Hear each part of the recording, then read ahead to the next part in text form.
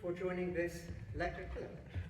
Thank you for joining this lecture recital celebrating the music of Shostakovich. I am delighted to be back here at Royal Holloway, almost 2 years after completing my PhD here. So yeah, time flies, and I'm also happy to be seeing a few familiar faces around me, students, former students, colleagues, friends and family. But for those of you who don't know me, my name is Richard and I'm a musicologist, first and foremost, and a rather talkative one at that, as my students may confirm. But I'm also a pianist, and I found really that this format of the lecture recital allows me to express all of the things that I want to say in music, and indeed about music, from the performance aspect to the more intellectual, discursive side of things. And so I hope you're going to find this program as fascinating as I do as we delve into the legacy of Dmitri Shostakovich alongside some of his most famous Soviet contemporaries that are Sergei Prokofiev and Khachaturian. Of the latter, we've heard now as an upbeat opening the Waltz from his Masquerade suite as in a piano transcription. It's originally a suite of incidental music for orchestra that accompanied a play by Lermontov of the same name, so Masquerade. But in general, Khachaturian, as we know, was a celebrated Soviet-Armenian composer who is actually nowadays mainly remembered for his upbeat and fun dance music. He composed many ballets such as Gayane, which features obviously the most famous saber dance. But of course our main topic for today is going to be the life and works of Dmitri Shostakovich, probably the most emblematic composer of the Soviet period, and also an ambiguous and contradictory figure in many regards. So although he himself remained committed to left-wing politics throughout his life, his relationship to the Soviet power, and especially to Stalin and his regime, was actually fraught with ambiguities and conflicts, even at times, as I'm going to explain further down the line. Otherwise, Shostakovich is probably one of the most popular and often performed 20th century composers, mainly appreciated for his string quartets and his symphonies. He composed 15 of each, and there are 2 genres that virtually span his entire mature output. Yet his music for solo piano is relatively less often performed, and I say relatively. And that's what I want to draw attention to today, focusing on what is probably his magnum opus for the piano, and that is his 24 Preludes and Fugues, opus 87. The story of Shostakovich's Preludes and Fugues begins in 1950, when the composer was invited to the first ever Bach competition in Leipzig as a jury member. And that is where Shostakovich met the immense pianist that was Tatyana Nikolaeva, who unsurprisingly was awarded the first prize at the competition that year.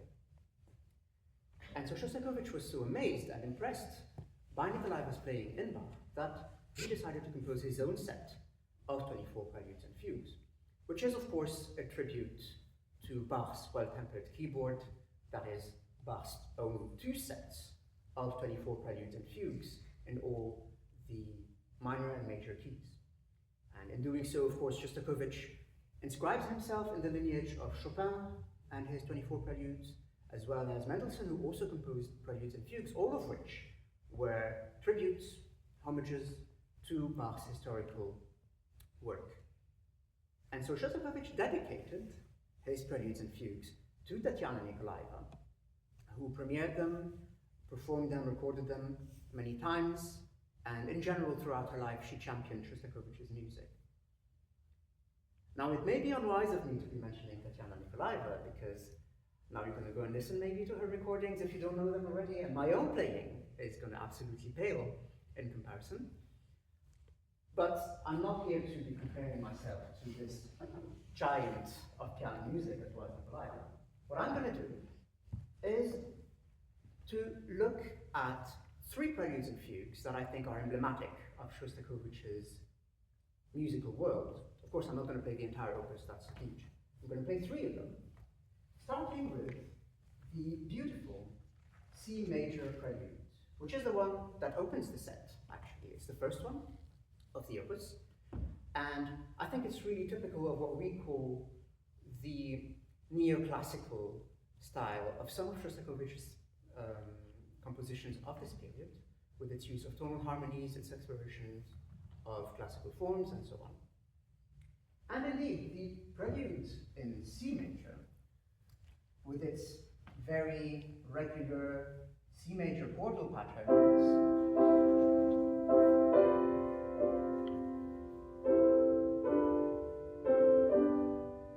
I think is a very smooth, a very gentle introduction to the later dazzling harmonic excursions of the cycle. I think it's also a very subtle study in harmonic color and tone, and it is followed by the fugue in C major. And here I must urge you not to be deceived by the fugue's apparent simplicity, as it is a highly complex 5-part fugue. 5 parts meaning that the fugue's main theme, which we call the fugue subject,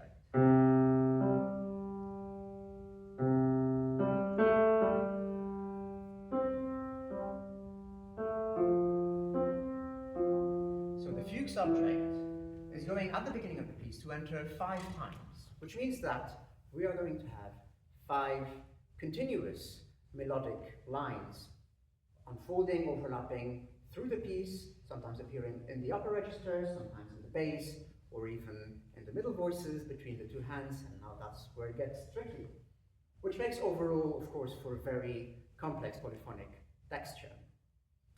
An added challenge that here Shostakovich sets for himself, that is in addition to the arduous intellectual exercise of composing a fugue, is that the piece is totally diatonic, meaning it contains no sharps, no flats, no modulations whatsoever, which partly accounts for the piece's impression of limpidity.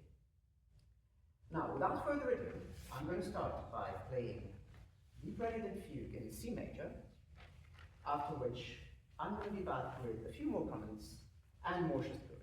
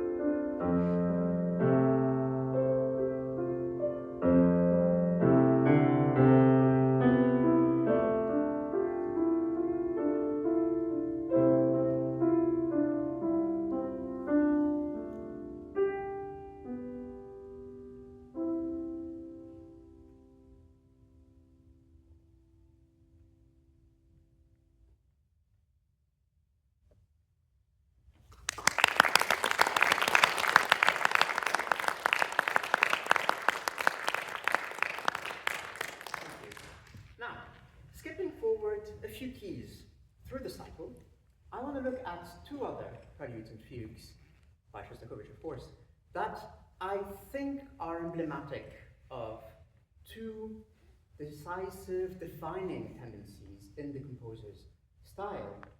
And that is, on the one hand, his genius for humor and irony and satire of a sort of disquieting sort, with the Prelude and Fugue in F sharp minor, number 14, and on the other, the composer's sense of pathos and tragedy by looking at the Prelude and Fugue number 14 in the dark, brooding tonality of E flat minor.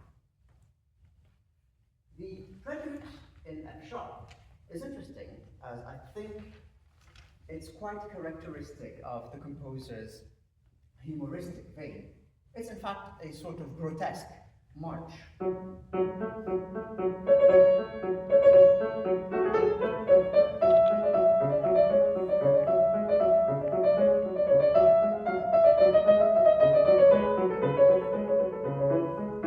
So here we've got those perky, repeated notes, those leaps in the upper register with those little grace notes and appoggiaturas, which are quite reminiscent, in fact, of Shostakovich's writing for strings, especially in his string quartets and concertos. And in fact, this humoristic or satirical vein is one that often caused him to clash with the expectations of Soviet authorities, especially under Stalin, who expected more conventional affirmations of patriotism from his composers. And in fact, it's important to remember that at several points in his life, Shostakovich got, to say the least, in quite a bit of trouble with Stalin and his apparatchiks, especially during the interwar period of Stalin's Great Purges, otherwise known as his Great Terror, but also later in the post-war years with the cultural doctrines of Andrei Zhdanov. And at several points, Shostakovich was forced to recant for his perceived musical and stylistic errors, and his works were even banned from publication and performance in the Soviet Union due to being formalist and counter-revolutionary, which is probably the worst fate a composer can suffer. Now, the fugue in F sharp minor that follows the Prelude is different in the way that it's based on a highly tortuous chromatic motif.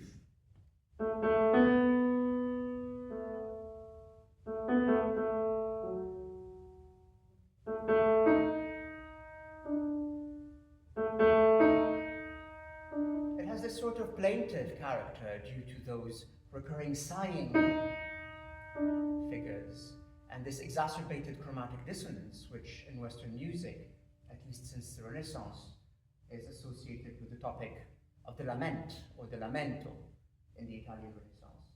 And of course, Shostakovich is aware of this history and exploits it to the fullest.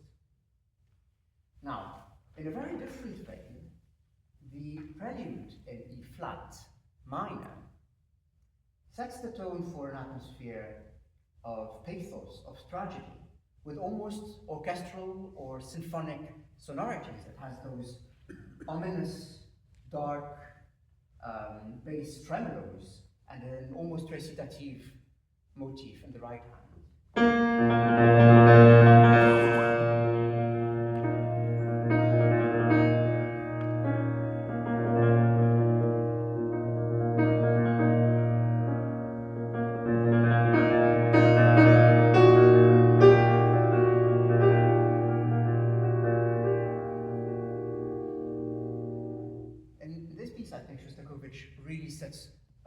The mood for tragedy, an atmosphere of desolation that is almost apocalyptic. And it has some similarities with his symphonic music, with those really very expansive sonorities. And in fact, speaking of tragedy, Shostakovich himself witnessed some of the atrocities of 20th century history, especially during World War II. And I'm thinking, of course, of the siege of Leningrad by the Nazis in 1941, which was the city of Shostakovich's birth, in fact. And the fact is, Shostakovich at first was trapped in the besieged city of Leningrad before being evacuated with a number of other artists. But the city would remain under siege for nearly 3 years and faced brutal winters and conditions of famine and warfare. Now, the interesting story about this is that Shostakovich immediately afterwards completed his 7th symphony, which he then dedicated to the city of Leningrad and its inhabitants still under siege, which is now known as his Leningrad Symphony, in fact. And one of the almost incredible stories around this work is that the score of the symphony was then flown and airdropped into the city still under siege and by a medical convoy. And the radio orchestra of Leningrad was able to assemble a makeshift orchestra of half-starving musicians who were distributed extra rations of food just in order to be able to play. And they performed in the midst of the siege the 7th Symphony by Shostakovich, which was dedicated to them, and they even managed to broadcast it as well, which I think is one of the almost unbelievable stories of musical resilience in the face of adversity. Now, the fugue here that follows this very tragic prelude kind of gently tiptoes out of this atmosphere of tragedy with a subject that is a sort of lulling motif in triple meter.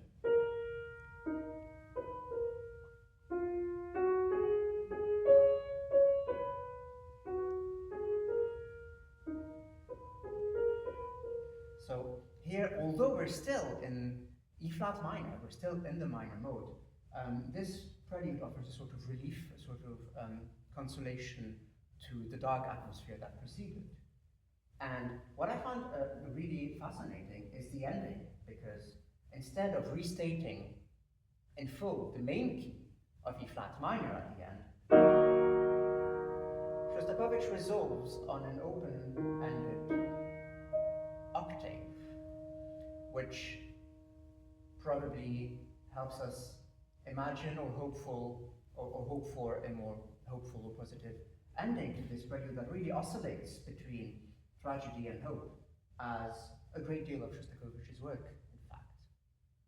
Now, I'm going to play those two preludes and fugues that I think really show those two, if you want to say, those two poles in Shostakovich's sound world, and that is his biting, slightly disquieting irony and humor, but also, on the other hand, the composer's own tragic genius.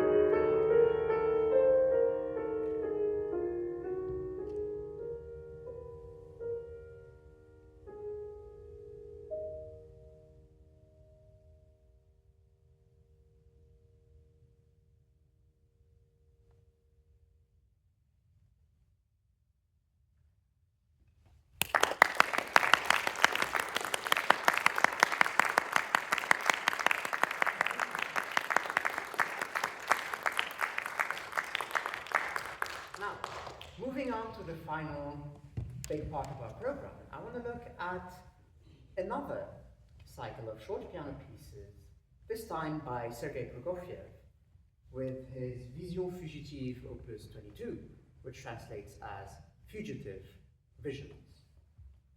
Prokofiev was a contemporary of Shostakovich, although slightly older.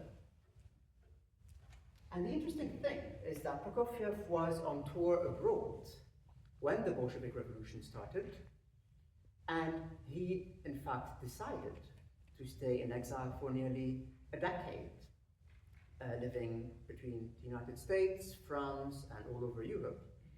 He became an émigré, as they said, living in cosmopolitan circles in Europe and America. That is, before making the strange decision of returning to the Soviet Union, which was by then the Soviet Union, and that is at the height of Stalin's so-called Great Terror. There are many factors to this, but the timing wasn't exactly adequate, to say the least. No one really knows the exact reasons why Prokofiev made this decision. It's one of the contentious points of his biography. Nevertheless, the composer was soon caught up in the turbulent mechanisms of Soviet cultural politics and had to be confronted to the exigencies of Stalin and his bureaucrats, with which he had to struggle for the rest of his life in the Soviet Union. Now, one ultimate irony is that Prokofiev died on the very same day as Stalin in March 1953. And knowing the composer's own dark, wry sense of humor, I think he himself would have fully appreciated the irony of this coincidence. Now, Prokofiev's piano music is relatively more often performed than Prokofiev's. His sonatas and concertos especially are very famous for their dazzling virtuosity, their energy, sometimes their aggressivity, ferociousness even. But what I want to look at today is a cycle of much shorter pieces, as indicated by their title. Those are indeed fugitive visions. Some of them last only a few seconds, in fact. But the other thing that I think the title evokes is their vivid, atmospheric, almost visual character. And in this regard, it's important to remember that Prokofiev, unlike Shostakovich, never stopped composing operas. But also, and perhaps more importantly in this context, Prokofiev composed a great deal of film music. He scored a few soundtracks, especially when collaborating with Sergei Eisenstein, who was probably the most famous filmmaker in the Soviet Union at the time. And I think a great deal of this atmospheric, almost cinematographical quality pervades those pieces, although they were composed earlier than Prokofiev's film music. And this can take a really fascinating variety of forms. Those pieces are contrasted, sometimes abruptly, so they're really, each is really a world of its own. And this goes from something that you would call a horror film soundtrack in many places, but for instance in piece number 2, with those kind of ghost-like apparitions in the left hand.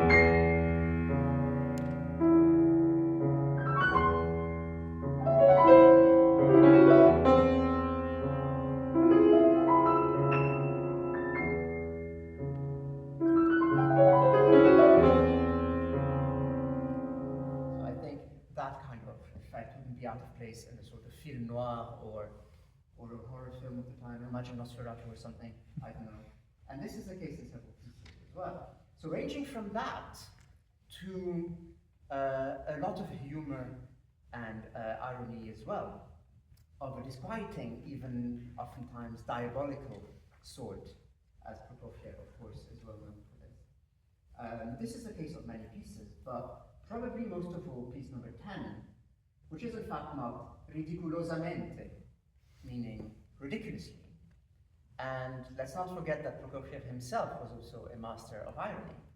And here indeed we've got a sort of cartoonish, grotesque march.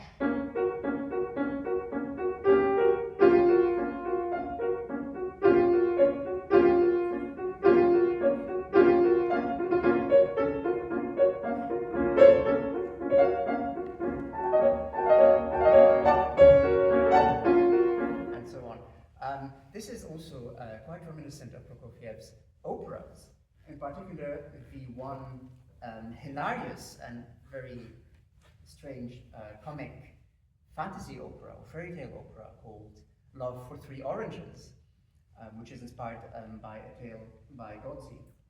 And the opera features a great deal of march movements a bit similar to this one. Another facet of Prokofiev's musical language is, of course, his dynamism and percussive writing for piano. And we've got this in piece number 15, which is based on an ostinato motif, a repetitive pattern in the bass that propels the piece forward almost like an engine, you would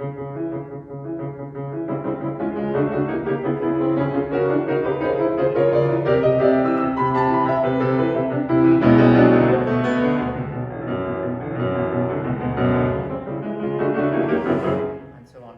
I think it's very punk, right?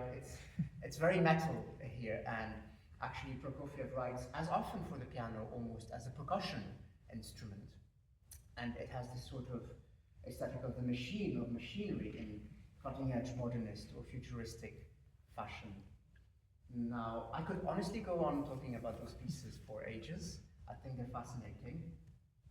One interesting point, actually, is the last movement, the closing piece, is just like the opening one, a long, stretched out movement with long pedals and really expansive sonorities.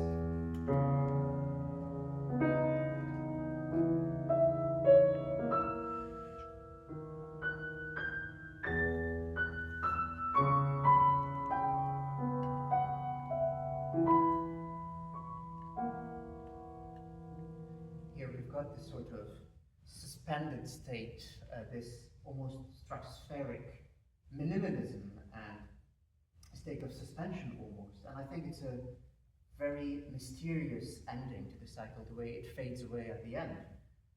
It's a beautiful way, I think, to conclude a cycle that's very mysterious, enigmatic, puzzling, creepy, everything at once.